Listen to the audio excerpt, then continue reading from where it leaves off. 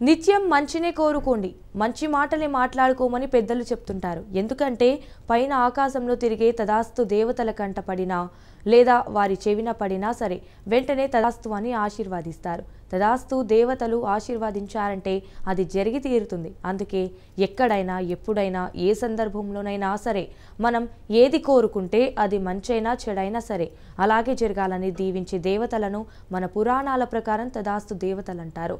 అందుకే నిత్యం మంచి మాటలే మాట్లాడండి, మంచినే కోరుకోమని పెద్దలు చెప్తుంటారు. ఇంతకీ తదాస్తు దేవతలకు అంత పవర్ ఉందా? వారు ఏ సమయంలో తిరుగుతారు, వారి కథేమిటి అన్న వివరాలను ఇప్పుడు చూద్దాం.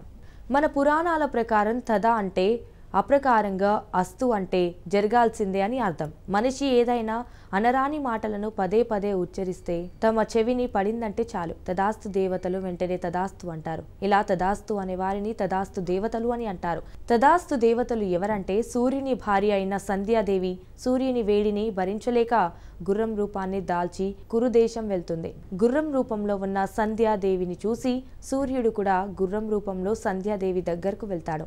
ఇలా వీరిద్దరి కలయిక వల్ల పుట్టిన వారే అశ్విని కుమారులు. వీరినే తదాస్తు దేవతలని, దేవతా వైద్యులని అంటారు.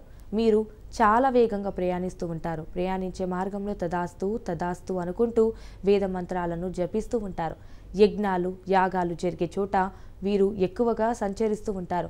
అశ్విని కుమారులు ఒక చేత్తో ఆయుర్వేద గ్రంథాన్ని, మరో చేత్తో అభయహస్తాన్ని చూపిస్తూ తిరుగుతూ ఉంటారు.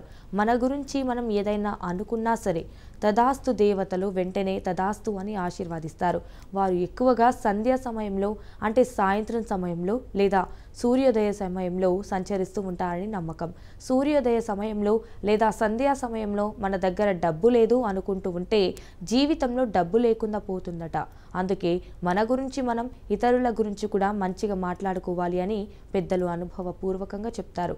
ఇతరులకు హాని చేయకుండా నిస్వార్థంగా కోరుకునే పనులకు తదాస్తు దేవతల ఆశీర్వచనం తప్పక లభిస్తుందట. ఎవరైనా మనకు అన్యాయం చేసినప్పుడు మనం పదే పదే వారి గురించి మనం మాట్లాడుకుంటూ ఉంటాం. తదాస్తు దేవతలు ఈ మాటలను విని తదాస్తు అంటారట.